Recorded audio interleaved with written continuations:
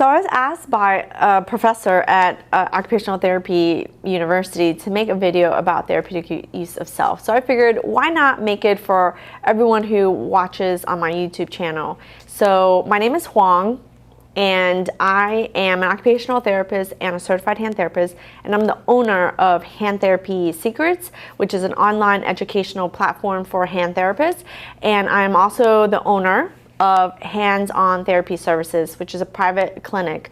So I love therapeutic use of self. I never thought that I would take anything out of occupational therapy school. You learn so many things in OT school. You're just not really sure how you're going to use it when you actually get out and practice.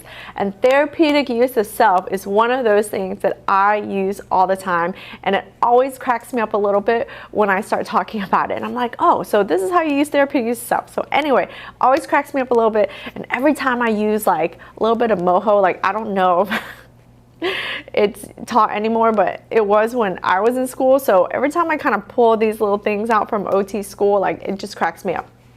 Oh, another one, activity analysis. If you're doing activity analysis now, pay attention. That's really huge as well. So therapeutic use of self. How do I use that? I use it all the time.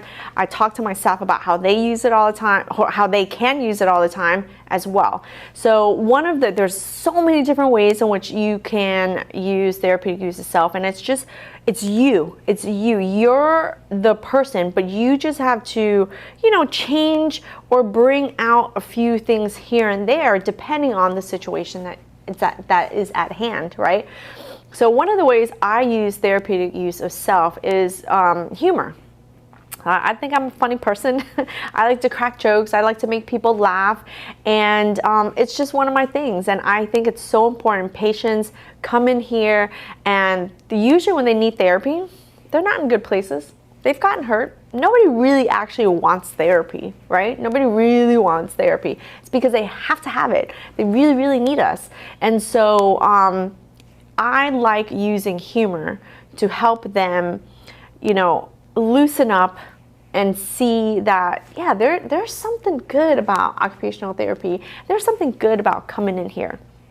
So one of the ways I use therapeutic use of self is I've gathered over time little stories that happen, and a lot of times I'll tell the same story, but it's funny. So when you find a story that you like that's happened, it's just like a real general story, like nothing political, nothing, there's two topics that we don't talk about: politics and religion, right? So, but they're just little funny stories, and you can use these stories to lighten up someone's time with you.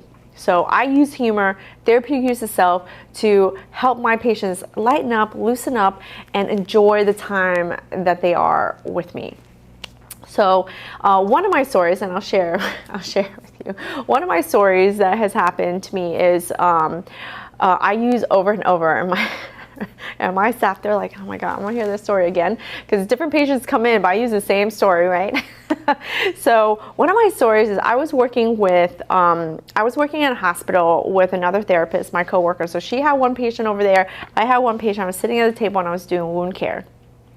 So I'm doing wound care, and the patient starts talking to my coworker in Spanish, like, oh, where's she from, And she's like, oh, she's from Vietnam. And she goes, oh, La Chinita, I love, she goes, oh, those Chinese people, they do great nails, And I'm doing wound care. And I was like, what? She goes, is she doing someone's nails right now? And I was like, what? Like, am I doing someone's nails? I'm like sterile field.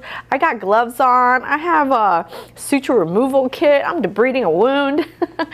And I just it's a story that cracks us up. And it's a story that, if I'm trying to lighten the mood, now that story's not appropriate all the time, right? Story's not appropriate all the time. You have to know the person that you're talking to, right? And know that joke is appropriate at that time. So sometimes I'll use that joke when I'm doing wound care, because I need the person I'm doing wound care with to relax a little bit.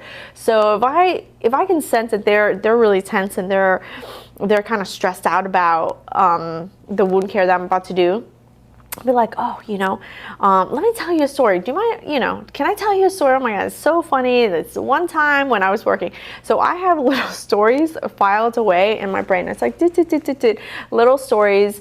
And every time, depending on who's coming in and what they need, I can tell a funny story. And that is how I use humor and therapeutic use of self. So it's not all the time, but it's how I use myself to be able to bring humor into someone's life so that they can be a little bit more engaged with me, enjoy the time a little bit more with me when they're here, so that they can keep wanting to come back, so that I can have an opportunity to help solve their problems. So that's how I use therapeutic use of self, and I often talk about it with my staff quite a bit. So I hope that you can find a little humor in your day and be able to bring and share a little bit of humor with your patients. And that's how I use therapeutic use of self.